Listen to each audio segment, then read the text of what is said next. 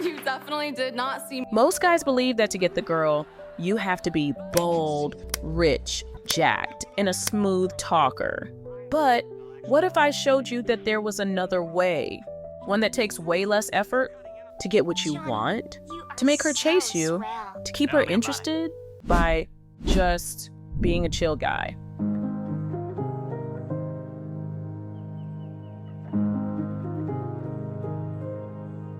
When you hear the phrase chill guy, you probably picture some suave movie star or a confident celebrity. But what if I told you that one of the best examples is a quiet cartoon character? Let's talk about Ferb Fletcher, the guy who barely speaks, never chases, and yet ends up dating the most beautiful girl on the show. Phineas and Ferb is a show about two stepbrothers who spend their 104-day summer vacation building wild science projects, some of which seem outrightly ridiculous for their ages and sometimes impractical for reality. Meanwhile, their sister Candace is determined to expose them to their mom. But no matter how close she gets, their inventions always magically disappear before she can prove anything. A lot of times, these disappearances are due to the actions of Dr. Doofenshmirtz, the evil scientist, father of Vanessa, and the arch nemesis of Perry the Platypus, Phineas and Ferb's pet. Usually, Dr. Doofenshmirtz's evil schemes are foiled by Perry, leading to his inventions malfunctioning and removing evidence of Phineas and Ferb's projects, and leading to hilarious moments when Candace tries to expose her brother's inventions to their mom. No leaves? No nothing? No leaves, no nothing. Like this, for example. We do, thanks. My work here There is are also done. other members of the gang like Isabella, Baljeet, Buford, Carl, Stacy, Jeremy. Unlike every other character in the series, Ferb is quiet, reserved, and rarely speaks, with his total speaking time across the entire 5 seasons being a total 39 minutes and 4 seconds. But when he does, it's always memorable, but most times he's just stating the obvious. Well, he is a platypus. They don't do much. They're the only mammals to lay eggs. So how did the quietest guy in the room end up with the coolest girl in the show? Vanessa is the teenage daughter of the overly dramatic evil scientist Dr. Doofenshmirtz. She doesn't take her dad's evil plans too seriously, and even his arch nemesis, Perry the Platypus, gets along with her surprisingly well. She doesn't approve of his evil schemes, but somehow she always ends up caught in them.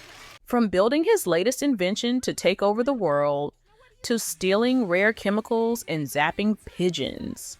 But while Vanessa has bigger things to worry about, like actually getting a car, her real problem is her dad's overprotective streak. And just like any teenage girl around the world, she's constantly annoyed by it.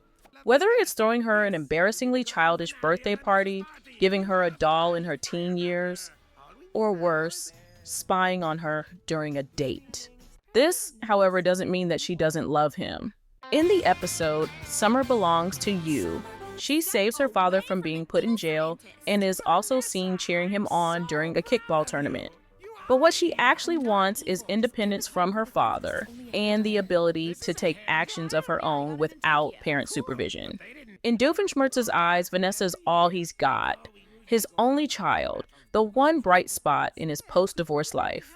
And let's be honest, it's not like he has a ton of friends. So naturally, he takes protective dad mode to the extreme. And funny enough, her mom isn't really any different. Despite Vanessa's efforts, her mom doesn't really believe that her ex-husband is an evil scientist. But Ferb is a breath of fresh air. He's not overprotective like her dad, and unlike her mom, he actually listens and helps when she needs it. But every guy can be quiet, so what makes him attractive to her? Ferb first lays eyes on Vanessa when they both stop by to pick up blueprints. He's getting plans for an ice cream laser machine while she's running an errand for her dad's latest evil scheme. Although they don't make any conversation, Ferb crushes hard.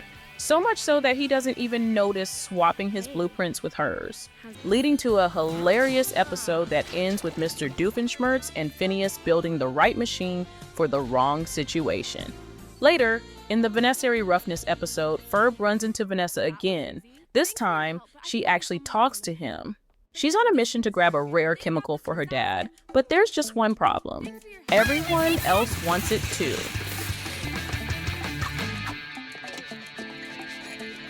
And while most guys would try to impress her with smooth lines or flashy moves, Ferb, he just helps, no questions asked. Like in this scene where a lawnmower almost mauls her, she calls upon him and he swings to the rescue, unclipping her from the trap. And when the lawnmower starts hurling towards him, he's still calm and quickly resolves the problem. And here's the first lesson, confidence. Ferb may be a character of few words. Across 5 seasons, he barely gets 39 minutes of total speaking time.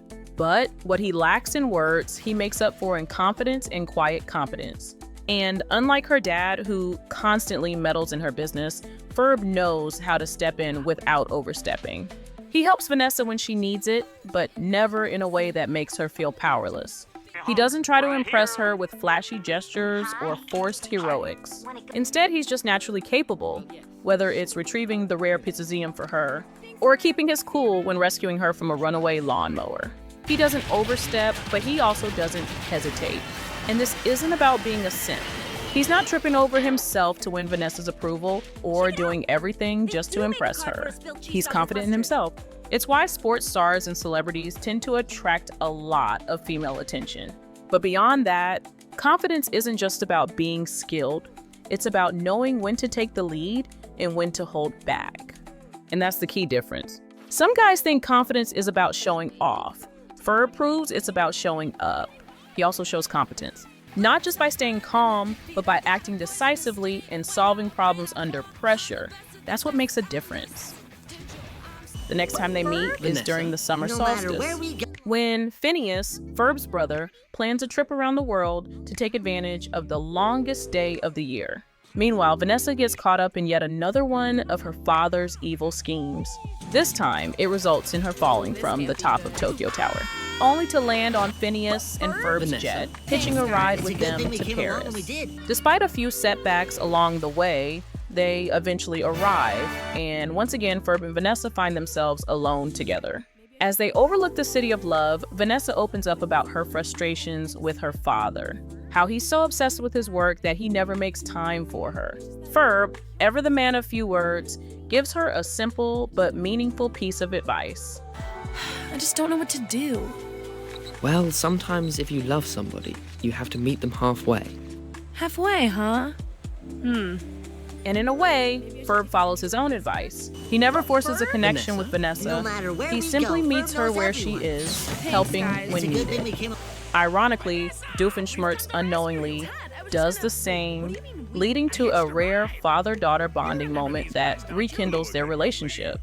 Oh, come on, Vanessa. I came halfway around the world to get you. Halfway? Yeah, halfway around the world. You met me halfway. I suppose you could put it that way.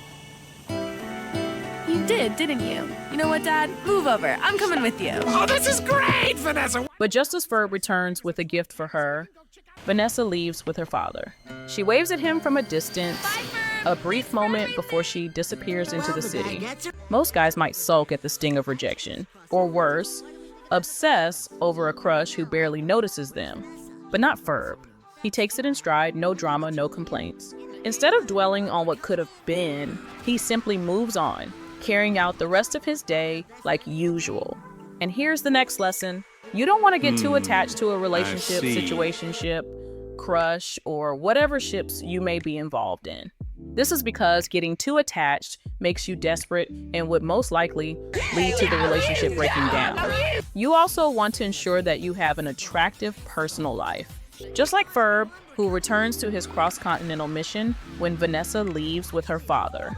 This is unlike Zenitsu from Demon Slayer, whose desperation always pushes away potential love interests. Because of his fear of dying alone, Zenitsu always proposes marriage to every girl he meets, and even random girls on the street who have shown him an act of kindness. But what happens when Zenitsu does this?